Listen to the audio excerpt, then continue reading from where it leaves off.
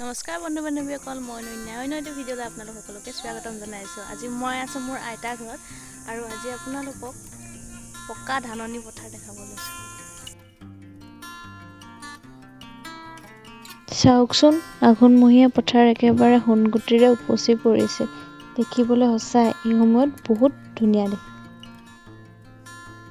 ৰ'দৰ পোহৰত পকা ধাননি পথাৰ চাওকচোন, আৰু ধুনীয়াকৈ জিলিকি উঠে।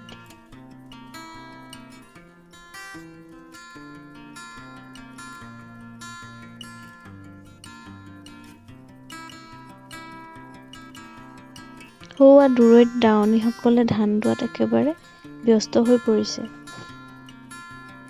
আঘোণৰে পথাৰত দাৱনীহঁতে ধান দোৱাৰ লগতে তেওঁলোকৰ মনৰ কথাবোৰ পতাৰ লগতে আৰু যে কত কি ৰবাব টেঙাৰ জুতিও লয়। এয়া ভাইটি ভণ্টি দুটাই পথাৰত ধান দাই থকা দাৱনীৰ বাবে চাহ লৈ আহিছে।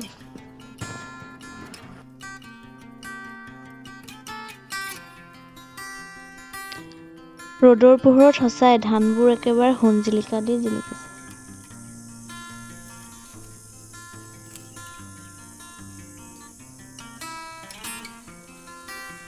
ককাৰ বছৰেকীয়া শ্ৰাদ্ধৰ বাবে ভাইটি আৰু মই বৰ্তাৰ ঘৰৰ পৰা ৰভা দিবৰ বাবে টিং আনিবলৈ গৈছোঁ।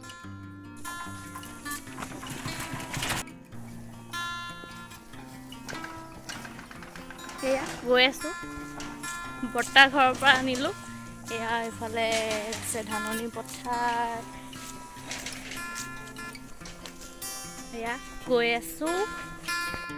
আইতাৰ ঘৰৰ সন্মুখৰ পথাৰত এয়া দাৱনী দুগৰাকীয়ে পুৰা ধান কটাত ব্যস্ত।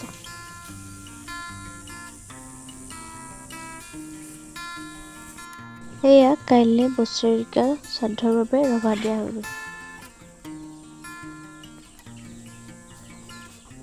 এয়া চাওকচোন, আইতাৰ ঘৰৰ নাৰ্জী ফুলখিনি ইমান ধুনীয়াকৈ ফুলি আছে।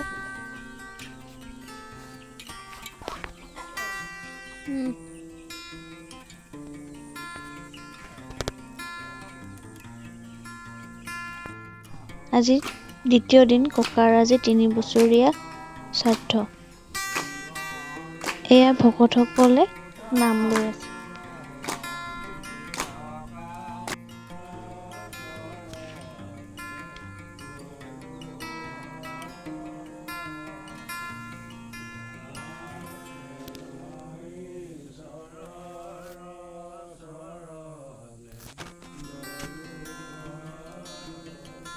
এনেদৰে আজি ককাৰ শ্ৰাদ্ধ সুকলমে সম্পন্ন হ'ল।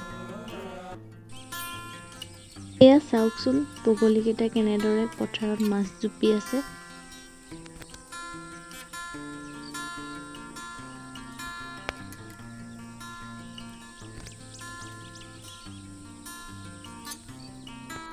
আশা কৰিছোঁ মোৰ আজিৰ এই ভিডিঅ'টি চাই আপোনালোকে নিশ্চয় ভাল পালে। যদি চাই ভাল পালে তেনেহ'লে লাইক, কমেণ্ট আৰু শ্বেয়াৰ কৰি দিব। আৰু যদি আপোনালোকে মোৰ চেনেলটিলৈ নতুনকৈ আহিছে তেনেহ'লে প্লিজ ছাবস্ক্ৰাইব কৰি দিব।